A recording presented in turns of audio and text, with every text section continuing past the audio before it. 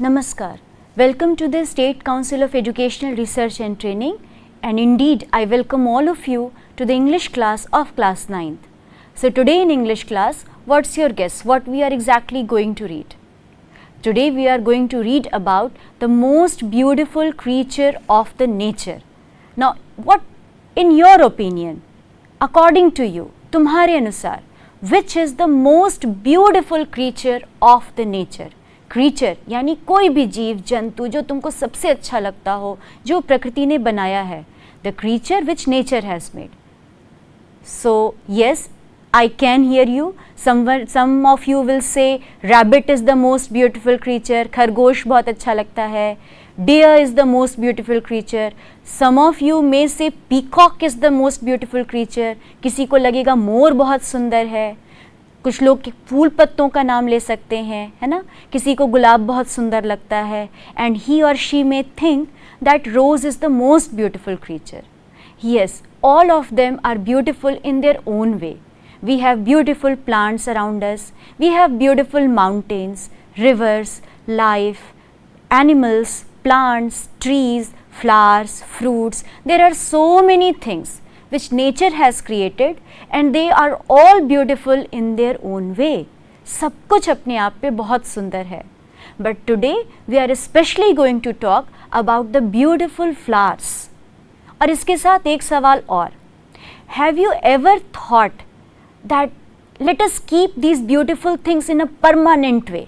इनको बिल्कुल अपने पास जमा करके रख लेते हैं, इनको कभी ख़त्म नहीं होने देंगे. Suppose you love a rabbit. एक खरगोश तुमको बहुत अच्छा लगता है, तुम उसको कितने साल रख सकते हो? How long you can keep that rabbit with you? 1 year, 2 years, 5 years, suppose 6 years. But one day, no matter what, आप कितनी भी अच्छी देखभाल करो, it will die. कभी ना कभी तो वो जाएगा ही. Similarly, suppose somebody has given you a beautiful bouquet, एक बहुत अच्छा फूलों का गुलदस्ता दिया है, and you want to keep it forever. Forever means हमेशा. You want to keep it forever. हमेशा के लिए उसको रखना चाहते हो. Can you keep it? No matter what, कितनी भी देखभाल करो, कुछ भी हो जाए, one day that bouquet will dry away. वो सूख जाएगा, the flowers will dry and the flowers will decay and everything will be lost. This is a very simple thing which we often observe but never think about it. हम अक्सर observe करते हैं, हम देखते हैं, we see these things happening around us but we never observe. हम उसको बहुत ज़्यादा ऑब्जर्व नहीं करते हैं. But this is what the poets are for. कहते हैं ना, जहाँ न पहुँचे रवि वहाँ पहुँचे कवि. That means English class, today we are having a great poet Robert Herrick and his beautiful poem Two Daffodils. Yes, daffodils is also the name of a flower. ऐसी ही बातों पर आज की पोएम है. And who is the poet? The poet is Robert Herrick. Now just have a look at the picture. किस फूल की बात Robert Herrick कर रहे हैं? Have a look. Yes, beautiful bright yellow flowers, daffodils. बिल्कुल ऐसे फूल तुमने नहीं देखे होंगे because these flowers do not grow in India and not in Bihar. ये फूल यहाँ नहीं उगते हैं. These flowers are very common in cold countries, जो ठंडी जगह हैं, England and other European countries, there they grow. वहाँ वो उगते हैं. And when do they grow? कब उगते हैं? Just after the winter and just before the spring season. बिल्कुल विंटर जैसे जैसे ठंड खत्म होती है और स्प्रिंग की शुरुआत होती है, it's the time when these daffodils grow. And they are so beautiful because they grow in bunches. पूरे खेत के खेत घास के फूल जैसे यहाँ से वहाँ तक daffodils ही नज़र आते हैं. And they are so beautiful. That was you can experience in the picture. ठीक है? So Robert Herrick is very pleased to see these flowers. एक बार तो वो बहुत खुश होते हैं इतने सुंदर फूलों को देखकर. But at the same time, he has a very philosophical nature. वो हर चीज़ की गहराई में जाकर सोचते हैं, how long these daffodils are going to last? कब तक ये daffodils रहेंगे? Are they going to last forever? क्या ये हमेशा हमारे साथ रह सकते हैं? I hope now you have the answer. अब आप समझ सकते हो कि no matter what, these daffodils will also never last for ever, कभी ये हमेशा के लिए नहीं रहेंगे. They will grow, they will Bloom, but at the same time they will dry and decay. ये सूखेंगे और ये मुरझाएंगे भी. और मुरझाने को इंग्लिश में क्या बोलते हैं? Wilted. So the flowers will Bloom and they will also get wilted. This is a new word. You can note it down in your copy. WILTED. Wilted. So flowers have their own nature. Just like flowers, each one of us, every living being has the nature to grow, to bloom, and at the same time it will also decay and die. वो खत्म भी होगा. So about this perishable nature, this word you have in your book, perishable. ठीक है, perishable, perish मतलब खत्म होना और एबल मतलब खत्म होने लायक. So perishable in nature. Perishable means खत्म होने लायक जो चीज़ें हैं, उसके ऊपर the poet feels sad. The poet feels sad that these beautiful flowers and everything beautiful around us have a perishable nature. This word perishable is very simple. Perish means खत्म होना. Able means सकना. So खत्म हो सकने वाली सारी चीज़ें हमारे चारों तरफ हैं. Nothing is permanent. The life is transitory. ये भी word तुम्हारी बुक में है. You can underline it. Transitory. ट्रांजिटरीनेस यानी जिसको हिंदी में हम कहते हैं क्षण भंगुरता, यानी सब कुछ खत्म होने वाला है. So the poem to daffodils begins with a beautiful note to the beauty of the flower, but at the same time it brings you a philosophical note about the nature of life. Life जिस तरह से चलती है उसके बारे में poet बात करते हैं. So what does he say? Let's read in the first stanza, first part of the poem. The poem is before you. We can read it out. Fair daffodils, we weep to see. प्यारे daffodils, खूबसूरत daffodils, beautiful daffodils. We weep to see. हमें देखकर ये रोना आता है. Why? Why do you weep to see? You haste away so soon. Haste means जल्दी. That means you dry away so soon. तुम इतनी जल्दी खत्म हो जाते हो. As yet the early rising sun has not attained his noon. As yet, अभी तक तो early rising sun, जब तक कि सुबह उगने वाला सूरज has not attained his noon, दोपहर तक भी नहीं पहुंचता है, तब तक तुम खत्म हो जाते हो. See? तुमने देखा दिस ब्यूटिफुल फ्लावर्स. देखो साइड में जो फ्लावर्स का पिक्चर है, ये इतने छोटे छोटे प्यारे घास के फूल हैं. दे आर सो ब्यूटिफुल, लेकिन इनका समय कितना कम है. With early rising sun they bloom. सुबह उगते सूरज के साथ दे ब्लूम, ये खिलते हैं. एंड बाय नून और बाय लेट आफ्टरनून ये खत्म हो जाते हैं. हैज़ नॉट अटेन्ड हिज नून. जब तक सुबह का सूरज दोपहर तक भी नहीं पहुंचता है, लगभग तब से तुम खत्म होना शुरू हो जाते हो. You haste away so soon. Once again let's read the poem and feel the beauty of the poem. Fair daffodils, we weep to see. You haste away so soon. As yet the early rising sun has not attained his noon. इतनी जल्दी जब तक कि दोपहर भी नहीं हुई है. स्टे, स्टे, रुक जाओ. Until the hasting sun has run. जब तक कि जल्दी में ढलता हुआ ये जो दिन है वो थोड़ा बीतने दो, अभी इतनी जल्दी मत जाओ. But to the even song, तब तक के लिए रुक जाओ तब तक हम और तुम एक साथ ये गीत गा सकें. And having prayed together, और एक साथ हम प्रार्थना कर सकें. We will go with you along. जाना तो सबको है. Yes, not just you, we also have to come with you. हमें भी जाना है. As you are dying, we also have to die. But what does the poet say? Poet क्या कहते हैं? Stay, थोड़ी देर रुक जाओ. Until we also come with you along. जब तक कि मैं भी तुम्हारे साथ चल सकूं. Because मुझे भी जाना ही है. I also have to come along, but at least stay. I want to be with you and let us die together, let us decay together, having prayed together. हम एक साथ प्रार्थना करें और तब हम एक साथ तुम्हारे साथ जाएं. At least till that time you should stay. This is what the poet pleads. So just feel the emotions of the poet as I read the poem once again for you. Fair daffodils, we weep to see you haste away so soon, as yet the early rising sun has not attained his noon. Stay, stay until the hasting day has run, but to the even song, and having prayed together, we will go with you along. So see, this is how, in a very sad mood, in a very pathetic tone, the poet expresses his feelings to daffodils.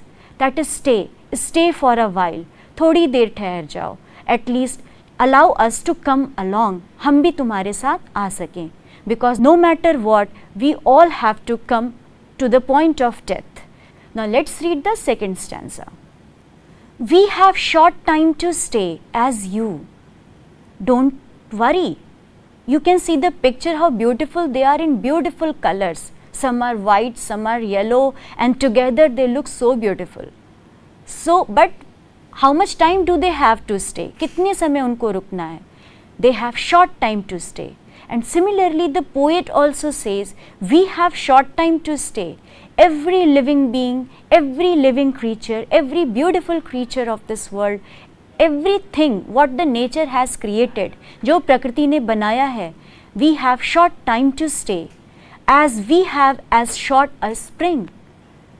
As you, तुम्हारी तरह, we have as short a spring. हमारा भी वसंत, हमारी भी खुशियाँ बहुत थोड़े ही समय के लिए हैं. As quick a growth to meet decay. जितनी जल्दी हम बढ़ रहे हैं. Yes, we grow. From a baby, we become child. From a child, we become young. From a young person, we acquire adulthood. And when we acquire adulthood, we also start getting old. हम बूढ़े होने लगते हैं. And as we start getting older, we reach to the point of death and decay. So, as quick a growth, जितनी जल्दी हम grow कर रहे हैं, we are growing not to last forever, हमेशा के लिए रहने के लिए नहीं. We are growing to meet decay, अपने death को मिलने के लिए. As you or anything, we die. बिल्कुल तुम्हारी तरह या किसी भी तरह, किसी भी चीज़ों की तरह we die. As your hours do and dry away. जिस तरह से as your times do and dry away, जैसे तुम्हारा समय बीत रहा है, as your time is passing, our time is also passing. Day by day, moment to moment, hours to hours, minutes to minutes, we are also passing away. Like to the summer's rain, बिल्कुल उसी बारिश की तरह, which happens in summer season, गर्मी की उसी बारिश की तरह. ये तो महसूस किया होगा. You must also have observed. बारिश हुई, everything is wet. There is water on the road. There is water everywhere. And just after an hour or a day or 2 days, एक दिन, 2 दिन, चाहे 10 दिन भी लग जाएं, but that water gets dried up. वो पानी सूख जाता है. It gets lost. It never stays. It's not permanent. Or as the pearls of morning's dew. Dew means ओस की बूंद. बिल्कुल सुबह की ओस की तरह, which looks like the pearl, जो बिल्कुल मोतियों की तरह होती है. So, or as the pearls of morning's dew, सुबह की मोतियों की तरह, how long the dew stays? कितनी देर रहता है?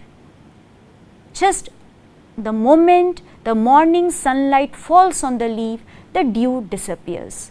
वो ओस खत्म हो जाती है. जैसे ही रोशनी पड़ी, सुबह की धूप हुई, ओस की बूंद खत्म हो जाती है. And can you find that dewdrop again? क्या तुम्हें फिर वो ओस की बूंद मिल सकती है? Can you find it again? No, we cannot find it again. Similarly, things which die, things which ultimately are lost, are never to be found again. वो कभी फिर दोबारा नहीं मिल पाते हैं. So, let's read the poem once again.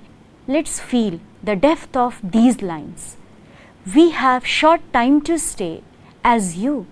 We have as short a spring, as quick a growth to meet decay as you, or anything. We die as your hours do and dry away, like to the summer's rain, or as the pearls of morning's dew, never to be found again. So this is the beauty of the poem. This poem is all about how transitory the life is. कितना नश्वर है हमारा जीवन, कितना क्षणभंगुर है हमारा जीवन.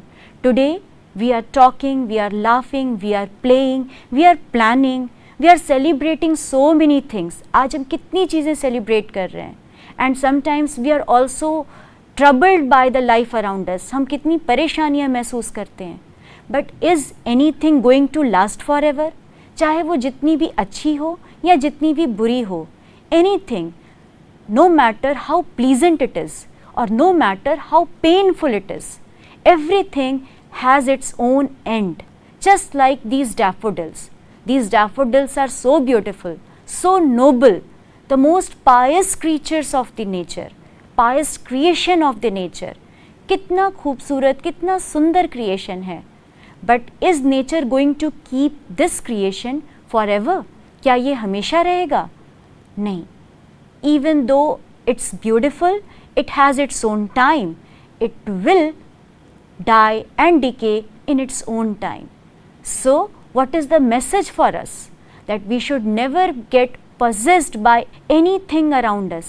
Everything. हम कभी कभी बहुत ज़्यादा possessive हो जाते हैं, बहुत ज़्यादा सोचने लगते हैं, right? So, to us the poet says that mankind should not get too much pride on it, anything. किसी भी चीज़ पर बहुत ज़्यादा घमंड करने की ज़रूरत नहीं है. If you are beautiful, one day you are going to get old and your beauty will also fade away. Fade मतलब गायब होना, ख़त्म हो जाना. FADE, फेड अवे, धुंधला हो जाना. So your beauty will fade away, your power will fade away, your strength will fade away, your everything, the goodness, even though good people are there on earth, one day they will also have to meet this death and decay. This is the ultimate law of nature. This is the ultimate law of life. ये जीवन का नियम है. So let's never get possessed by anything. Let's enjoy our moments. जब तक हम कर सकते हैं, let's enjoy everything in our life. Let's have patience with the life. We should always remember that no matter what, everything one day will pass away. सब कुछ खत्म हो जाएगा. So let's be respectful, let's be noble, let's be easy and accept this law of life in our own way. So this is what Robert Herrick says. His poem is about the daffodils, but it's not just about the beauty of the flowers. Rather, with the beauty of the flowers, poets wants us to convey the message, the ultimate law of nature with us. He wants to share his feelings, his philosophy with us, what he feels while looking at daffodils. जैसे daffodils को देखकर उनको जैसा महसूस होता है, जो उनके विचार मन में आते हैं, उस बात को वो हमसे शेयर करना चाहते हैं. So, let's remember Robert Herrick for his noble thoughts, beautiful idea of expression. This poem has very simple lines, simple words. There are not many difficult words. So that's what in your book you can read. Robert Herrick poems have lucidity. Lucidity, you can underline this word, and lucidity means simplicity, clarity. बहुत सफाई, बहुत सादगी के साथ उन्होंने इतनी बड़ी बात कही है. Also, did you find this poem very long? क्या ये poem बहुत बड़ी है? No, it's a very short poem. So इतनी short poem with very simple short words, short stanzas, he has given us the deep and a big message of life. बहुत गहरा और बहुत बड़ा संदेश दिया है. So what do we call him? The poem has the characteristic of brevity. This is another word which you have in your book. Brevity, BREVITY. That means संक्षेपण. बिल्कुल संक्षेप में, with simple short lines, the most effective, the most memorable poem. That yes, a thing of beauty is not a joy forever. A thing of beauty never lasts forever. ये खुशी हमेशा के लिए नहीं रहती है. A thing of beauty, according to Robert Herrick, never lasts forever. वो कभी हमेशा के लिए रहने नहीं आती है. So let's remember Robert Herrick for his beautiful style of expression, brevity of expression, lucidity of expression, and at the same time the very deep philosophical meaning which he has conveyed with very simple and beautiful flowers, daffodils. I hope this poem you enjoyed and you will remember the beautiful note, the message given by the poet Robert Herrick. Thank you.